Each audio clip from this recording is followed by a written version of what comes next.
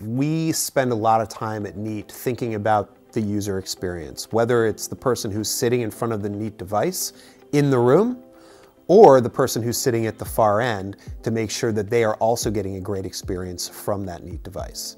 And in a conference room like this with 4 walls and a table and chairs, we've got that nailed. But we also do some really, really cool things in spaces which are more non-traditional conference spaces, open plan offices, things like that. So why don't we take a look at a space like that? All right, so we've decided to change some venues for our meeting that we're having today. And we're sitting outside in this nice, comfortable work lounge. So you're probably aware that the way work has changed over the last few years. A lot of organizations are focused on making their team members a lot more comfortable when they're only in the office temporarily. Maybe at the office you don't have your own workspace anymore. You don't have a desk, you don't have a cube. And so in order to, again, make folks feel more relaxed when they're collaborating, a lot of places have started to set up kind of these comfortable work lounges, couch, easy chairs, things like that. Just because this is a non-traditional workspace, at Neat, we don't feel as though you should compromise for the technology that's available to you when you want to collaborate. Because another thing that organizations are dealing with is the fact that some team members are always going to be remote, whether they're at home or travel or wherever they might be. So for my team, I want us to be able to sit in a comfortable setting like this, relaxed, casual. We're gonna have a brainstorming session, but we still need to talk to Gerard and bring him in. What we have at Neat are flexible solutions. That's a very, very big watchword for us at Neat, is devices and solutions that we can use in a lot of different kinds of spaces, even if it's just temporarily. So spaces that aren't where you're not going to have a permanently mounted device. So now I want to talk to you a little bit about one of those devices, which is Neat Board 50. So Brianna's going to bring one in. Imagine that we're going out to this workspace. We can just grab one of these, maybe that's sitting nearby, pull it over, and we're ready to go and start having a video conferencing meeting just like we were in that meeting space. Now, Neat Board 50, we'll tell you a little bit more about the details, but I want to talk to you first about how we create some of these experiences and why they're relevant to spaces like this, not just the standard 4-wall conference room. What I'm going to show you right now is how we actually can adjust and train Neat symmetry, that AI-driven people finding that we do on our devices. Let's make that work for a space like this. Okay, so I'm going to pull up the calibration screen for that. I'm just going to go into the settings here. I'm going to put in my super secret password to make sure that nobody else can, so no one else can get it. Security always very important. I'm going to go to my audio video settings and click on framing boundary. So what you're going to see here is you're actually going to see a live image of what the camera is looking at, and including our friends on the camera crew here who are in the background. We don't want them in our meeting, right? So imagine those are your coworkers and they're sitting off to the side, having their own meeting, talking on the phone, those kinds of things.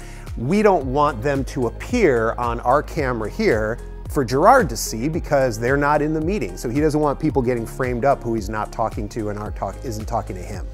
So as you can see, all of us have green squares around us. So every person in the frame has a green square, and so the Neat Board 50 is telling me these are all the things I see as a person, and if I go into a call, I'm going to try and frame up each of those people and send it to the far end. But we don't want that. So what I'm going to do is I'm actually going to set the depth and the width of how this device is looking at the space in order for it to ignore people who aren't in the work area. So what I'm going to do is I'm going to go to the depth here and I'm going to slide that down like so until I see our intrepid camera crew, their squares go red like that. So now what Neat Board 50 is telling me is that I can see those guys back there, they're really good looking, but I know they're not supposed to be in the meeting, so I'm not going to frame them when we're in a call. Now on the width side, that's a different parameter going this way. If I start turning that down, what you're going to see is you're going to start seeing like Jocelyn, for instance, on the side, and me at some point. She's going to turn red as well. So you can adjust it this way as well. But for this space, I don't really need to do that. So I'm just gonna put that back to there to make sure everyone's in. It's really these guys back here I wanna be ignoring during the call. All right, so now we have our Neatboard 50 here. We've got it calibrated for the space, so it's only gonna focus on the people who we want it to focus on. So let's get our meeting started and invite Gerard back in. So I'm gonna hit new meeting just before, same exact interface as the Neatpad in the conference room. And as you can see, it's only focusing on the people that we told it to in the work area. Our handsome camera crew is in the back working hard, but it's ignoring them because they're not going to be in our meeting with Gerard. So now what I'll do is I'll go here and I'm going to click on Manage Participants and hit Invite. And again, just like before, same exact interface. I'm going in, searching for Gerard. There he is.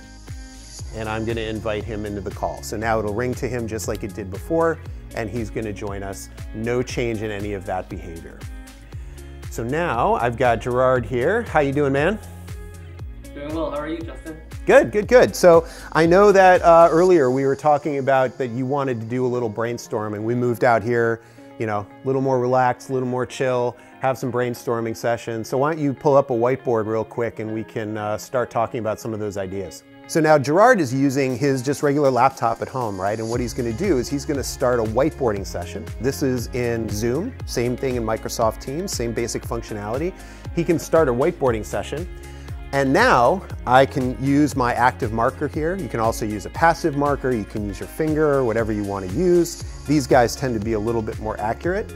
And now we can start working together. So Gerard can draw, he can annotate, he can put various things on there. So he's got some Post-it notes up there. And now I can go and collaborate with him and say, yeah, you know, Gerard, I think this is a really good idea. Let's keep that one. That's a big check mark.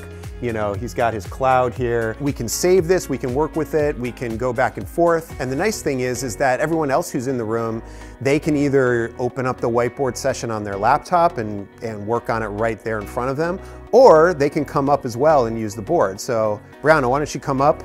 Now, here's a really cool thing about this device. Brianna, if you might notice, I don't want to call too much attention to it, but she's a little bit shorter than me. So maybe it would be more comfortable for her if we brought the board down where it'll be a little bit easier for her to use it. Now, this is a big part of the flexibility of this device. Not just that you can roll it wherever you want it, but also it has this wonderful adaptive stand that with just one hand you can go and you can move it up and down regardless of where you might need it, lower for people who are a little bit smaller, or even if you have team members with disabilities, it's a lot more accessible for them to be able to use it to bring it down to a level that's most comfortable, right? Or if we're just using it as a video unit, maybe we want to lower it to give us a better, more flattering camera angle on the group. But then if someone wants to use it to write, you just come and you slide it up like this. So again, flexibility, big watchword here at Neat in terms of not just where you can place these devices, but how you interface with it.